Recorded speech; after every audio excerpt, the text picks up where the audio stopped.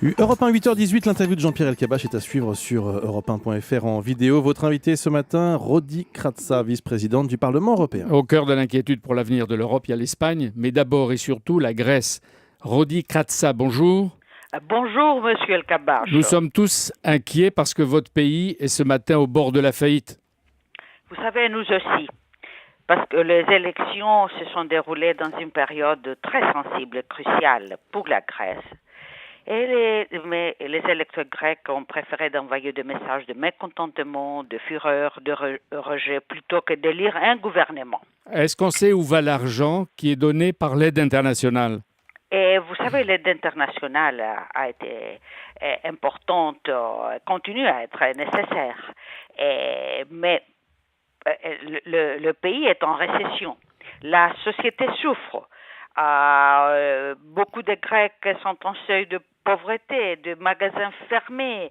Il y a une situation sociale aggravée depuis des années et les Grecs devant les urnes ont préféré exprimer leurs sentiments, leur pessimisme. Est-ce que l'économie... Ce n'est pas le vrai enjeu du scrutin, j'en suis sûre. Je fais beaucoup de campagnes électorales pour expliquer à mes concitoyens où est le vrai enjeu de ce scrutin. Oui, mais ils ont voté à Athènes après ces élections du 6 mai. On voit bien que la crise s'aggrave, Rodi Kratsa. Les deux grands partis additionnés ne représentent que 30% des Grecs.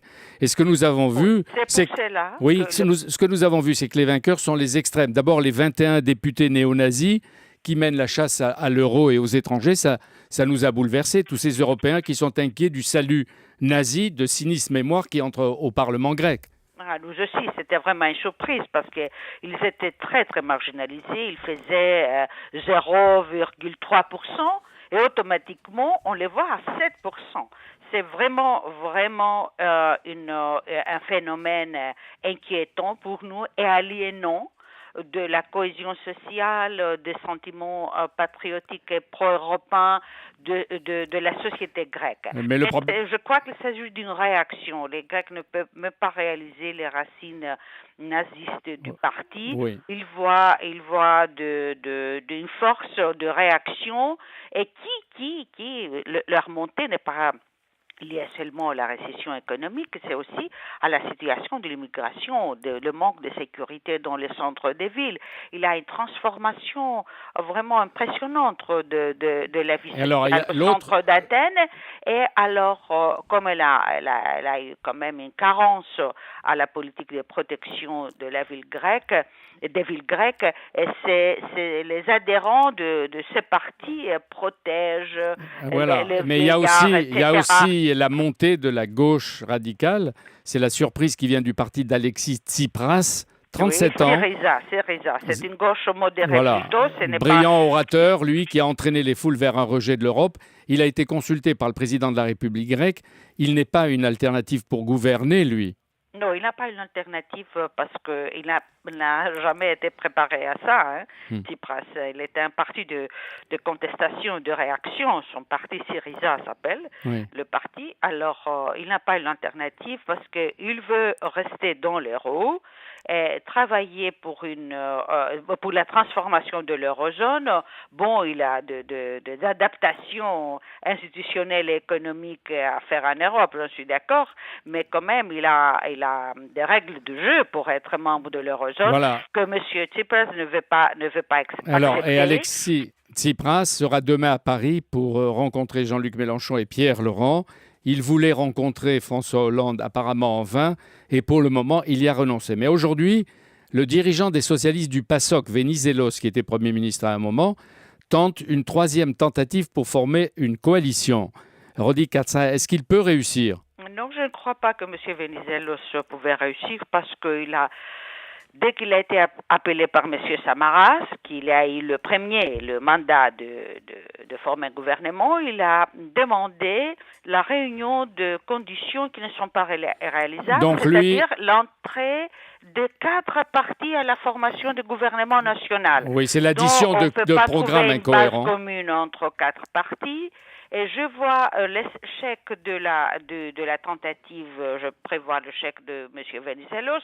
Et après, nous avons la phase suivante, la convocation par le président de la République de tous les chefs de parti à une dernière tentative. Et bon, je ne crois pas qu'il y a quelque chose qui pouvait changer. Et c'est plus probable à la préparation d'un prochain scrutin. C'est-à-dire qu'il y aura de nouvelles élections en Grèce. Elles seront peut-être décidées dans les prochains jours. Et avant, ce sera le 10 ou le 17. Ça pouvait être le 10 ou le 17 juin. Je pense qu'il faut y aller vite. Le prochain scrutin sera un véritable test pour la stabilité du pays.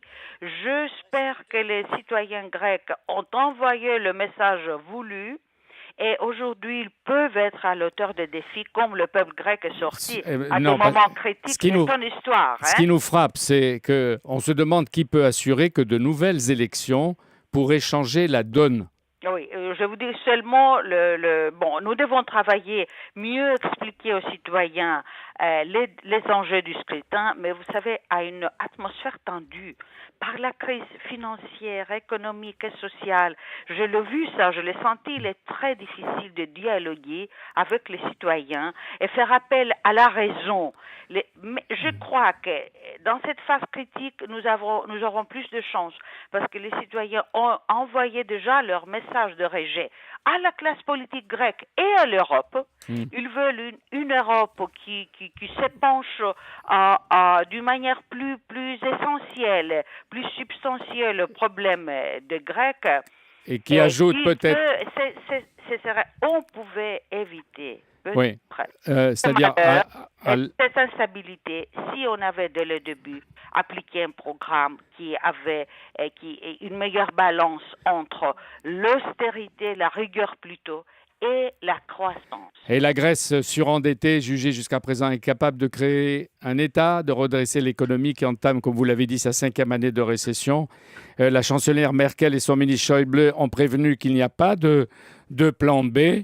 Vous savez, il n'y a pas de plan B, à vrai dire, parce que la Grèce a des obligations qu'elle doit quand même honorer au profit de son avenir et de l'eurozone. Mais la chancelière Merkel et le président Hollande nouvellement élu, les autres dirigeants européens doivent voir que l'austérité imposée sans de possibilités d'investissement, sans de mesures de croissance, d'allègement des impôts et de coupures, ne arrive pas au but de l'assainissement budgétaire et de l'optimisme des citoyens pour créer cette nouvelle Europe. C'est tout ce qui se joue en ce moment. On est là pour travailler ensemble, voilà, les Grecs et les Européens. C'est tout ce qui se joue ensemble et d'ici là, la Grèce ne peut pas sortir, semble-t-il, de la zone euro. Et on se rappelle que la Grèce a connu 7 années de dictature des colonels. Même si là aujourd'hui la démocratie souffre, on peut espérer qu'elle sortira de cette instabilité politique. Et vous savez que votre pays, la Grèce que nous aimons, est en train d'angoisser. N'est-ce pas, Nikos? Tous les dirigeants et les citoyens de l'Europe. Il y aura de nouvelles élections et les néo-nazis ne rentreront pas, je vous le signe, lors des prochaines élections. Le problème national a des répercussions européennes. Il a cette indépendance de politique entre nos pays respectifs. Nous devons comprendre les vrais défis de la société et de l'économie grecque, mieux travailler et nous devons, c'est-à-dire consolider la nécessité de la Grèce, pour la Grèce de rester dans la zone euro et aussi exprimer les messages des citoyens. Merci Rodi Kratsa de votre témoignage passionné ce matin.